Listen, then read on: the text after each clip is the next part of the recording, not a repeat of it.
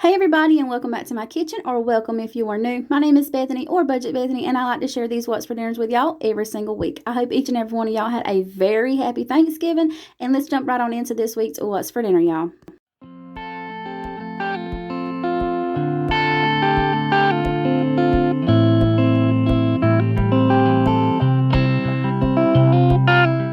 Alright y'all, so to kick off this week, we're going to be making some buffalo chicken loaded tater tots. So right here on my baking sheet, I'm going to dump my tater tots, and I'm not using the whole bag because I'm just going to be feeding myself. No one else in my family likes spicy stuff, so I'm just making this for me on this night. And by the way, I know my baking sheet looks terrible, but I have bought me a new one since watching this video back and realizing how bad it looked.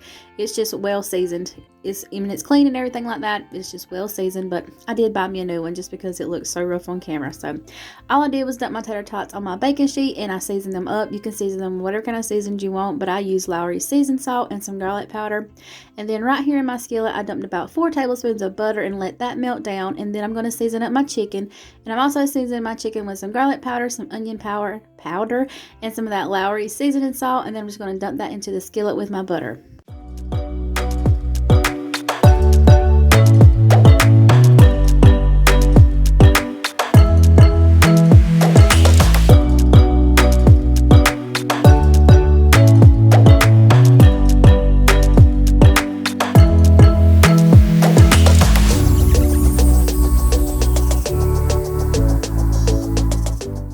And then I'm just going to let the chicken cook thoroughly all the way through. And then once it's done, I'm going to dump in some of this Frank's Red Hot Buffalo Wing Sauce. I just want enough to cover up all the pieces of the chicken that I have in my pan.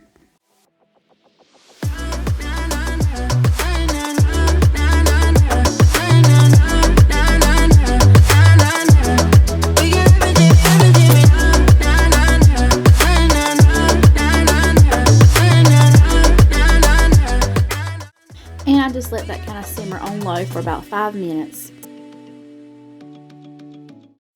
And then once my tater tots were done, I just set them aside in my skillet with my chicken, and I'm going to dump some pepper jack cheese on top of them and kind of let that melt down since they're still hot. Then I'm going to top them with some of the chicken and buffalo sauce, just pour it all on there.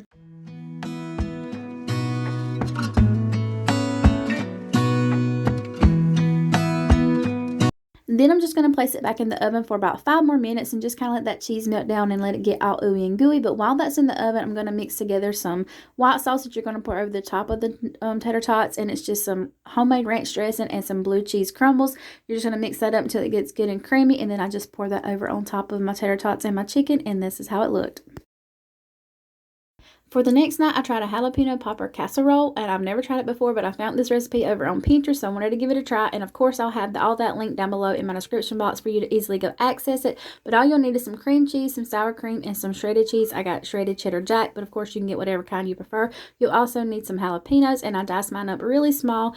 Then I just mixed all those ingredients in my bowl. And in my baking pan, I covered some tater tots in the bottom, and then I'm going to cover the tater tots with the cream cheese mixture. You're going to make sure you get them good and covered because that cream cheese mixture, y'all, it is so good.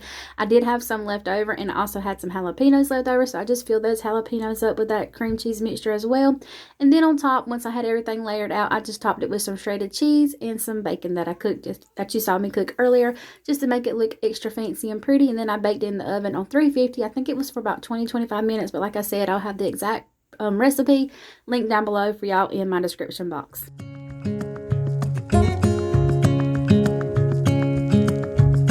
So moving into the next night, I also tried a new recipe that I found over on Pinterest, and it's Catalina Chicken. So all you'll need is some classic Catalina like salad dressing. You'll need some chicken thighs. You could either use the kind with the bone in or without the bone. It doesn't matter. Either way, that turns out good, but I use the bone in on mine. You'll also need a can of cranberry sauce. It's the whole berry kind. You'll just dump that into your baking pan.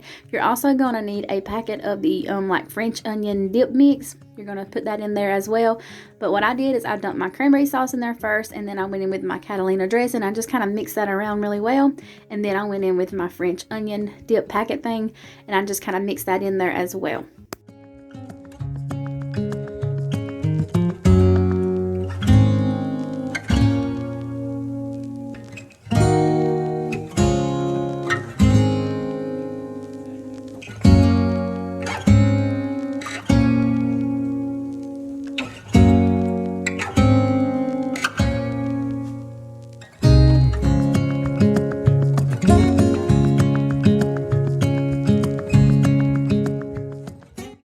then once I had all of those ingredients mixed together, I just placed my chicken into my baking pan on top of that cranberry sauce mixture.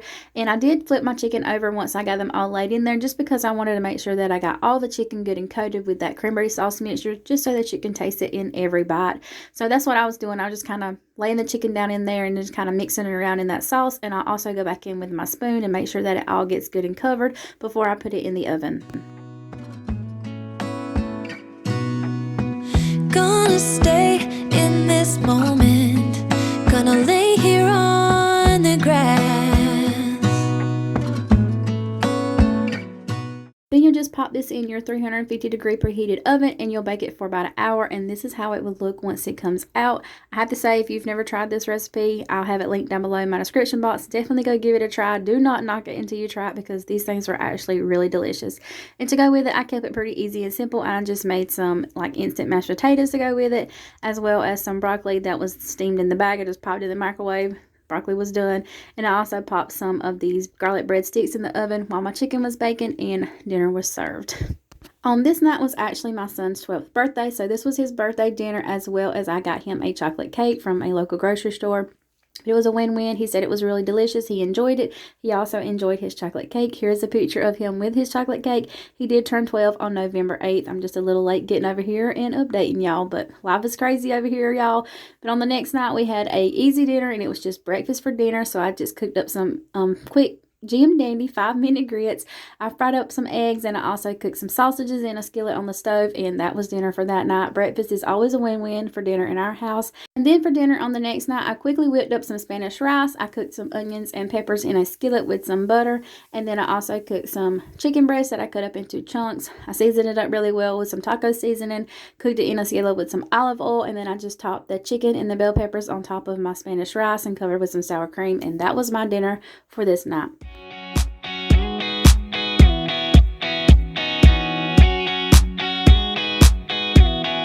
I hope you all enjoyed this week's What's for Dinner video. If you did, as always, please don't forget to leave me a thumbs up. It just helps me out so very much. And if you're not already, I hope you'll hit that subscribe button just so that you can keep on hanging out with us.